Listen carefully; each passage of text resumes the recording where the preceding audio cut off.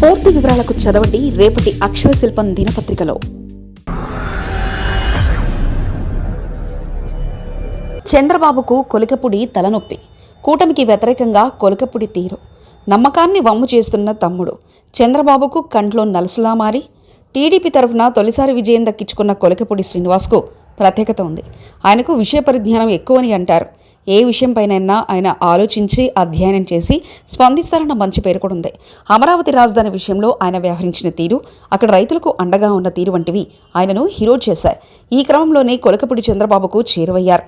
అంతేకాదు, తాజాగా ఈ ఏడాది జరిగిన ఎన్నికల్లో ఎంతోమంది పోటీలో ఉన్నప్పటికీ చివరి నిమిషంలో రగడ జరుగుతుందని తెలిసినప్పటికీ కొలికపుడికి ప్రత్యేకంగా టికెట్ కేటాయించారు. వాస్తవానికి గుంటూరు జిల్లాకు చెందిన వ్యక్తి 2020 వరకు ఆయనకు రాజకీయాలతో సంబంధం లేదు. కేవలం చర్చలు, ఇతరత్ర కార్యక్రమాలకు మాత్రమే పరిమితమయ్యారు. అయితే ఆ తర్వాత వచ్చిన అమరావతి ఉద్యమంతో దూకుడుగా ఉండి చంద్రబాబు కంట్లో పడ్డాడు.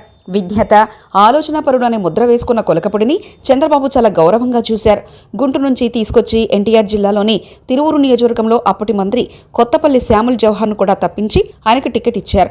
ఈ ఎన్నికల్లో కూటమి హవాతో విజయం దక్కించుకున్నారు. కానీ ఆయన ఎమ్మెల్యే అయిన నాటి నుంచి వివాదాలకు కేంద్రంగా మారారు. రహదారుల బాగుచేత కోసం ఉద్యమం పేరుతో చంద్రబాబుపైనే నిప్పులు చెరిగారు. తనకు మంత్రి పదవి దక్కలేదన్న అక్కసుతో అధికారులపై చిందులు తొక్కారు. సొంత పార్టీ నాయకులపైనే దుమ్మెత్తి పోశారు. ఒకానొక దశలో పార్టీ నుంచి సస్పెండ్ చేయాలన్న డిమాండ్లు తమ్ముళ్ళ నుంచే వినిపించే పరిస్థితి వచ్చింది. ఈ క్రమంలో జోక్యం చేసుకున్న చంద్రబాబు 2 మాసాల కిందట హద్దులు చెప్పారు. అయితే కొన్నాళ్లు మౌనంగా ఉన్న కొలికపుడి తాజాగా మరోసారి రెచ్చిపోయారు. రోడ్డెక్కారు. ప్రభుత్వానికి సొమ్ములు చెల్లించి లైసెన్సు తెచ్చుకొని దుకాణాలు నడుపుతున్న మద్యం షాపులపై హంగామా సృష్టించారు. బెల్ట్ షాపులకు మద్యం అమ్ముతున్నారని, పాఠశాలకు చేరువలో లిక్కర్ షాపులు ఏర్పాటు చేశారని పెద్ద ఎత్తున విమర్శలు చేస్తూ ఆయా షాపులను బలవంతంగా మూసివేయించడం తీవ్ర వివాదానికి దారితీసింది. అంతేకాదు, అధికారులను కూడా కొలికపుడి బెదిరించే స్థాయికి వచ్చాడని తమ్ముళ్లు ఆవేదన వ్యక్తం చేస్తున్నారు. ఈయనను తక్షణమే మందలించాలని వారు కోరుతున్నారు. చంద్రబాబుకు కంట్లో నలుసులా మారిన కొలికపుడి వ్యవహారంపై ఏం తేలుస్తారో వేచి చూడాలి. మరిన్ని కథనాల కోసం సబ్స్క్రైబ్ చేసుకోండి మీ అక్షర శిల్పం.